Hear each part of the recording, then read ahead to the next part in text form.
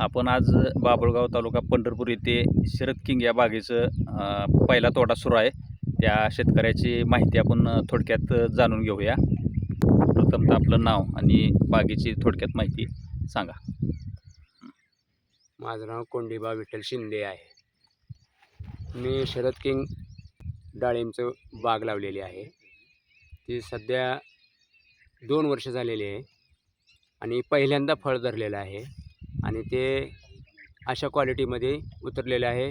फवारणी वगैरे STP नाही, फवारणी वगैरे आपल्या पाठीवल्या पंपानेच केले आणि आज ती माल घेऊन व्यापारी येऊन घेऊन चालले. ते किती रुपये दरानं? 120 रुपये किलोप्रमाणे घेऊन चालले. ते मला खुशी आहे की पहिल्या वर्षी आणि पहिल्यांदा मी लावले आणि पहिल्यांदा ही क्वालिटी केलेली आहे. त्यासाठी आणि सक्सेस झालेली आहे आणि मी यशस्वी झालो आहे. ठीक आहे. तर आजची ही शरद किंग जातीची बाग 120 रुपये प्रति किलो दराने आज या शेतकऱ्यांनी दिलेली आहे.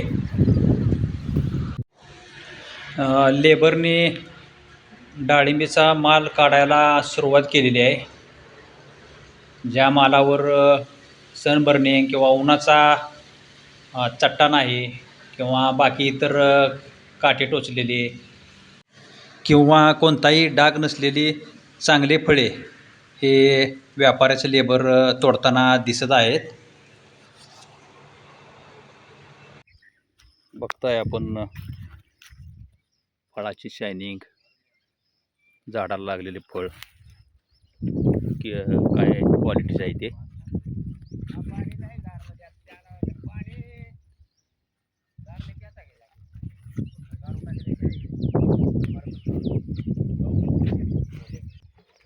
ही जी बाग बघताय आपण ही शरद किंग ह्या जातीची डाळिंब बाग आहे. ही बाग लावून अंदाजे 2 वर्षे पूर्ण झालेली आहेत आणि हे त्या बागाचं फळाचं पहिलं वर्ष आहे. डाळिंबीचं ताण द्यायचा जो कालावधी आहे तो 15 डिसेंबर 2025ला दिला होता आणि आज तारीख आहे 10 जून. तर आज डाळिंबीचा पहिला तोडा सुरू आहे 120 रुपये या दराने. तर शेतकरी मित्रांनो, सगळ्यात महत्त्वाचं सांगायचं म्हणजे या बागेला एकदम कमी खर्चात आणि कमी फवारणीत ही बाग या शिंदे कुटुंबियांनी आणलेली आहे आणि संपूर्ण त्याची फवारणी आहे की कोण ट्रॅक्टरनं करतं आहे, कोण STPने करतं आहे. तर हिने हा इतका सुंदर दिसतो तो माल पाठीवरच्या पंपाने फावरून आणलेला आहे.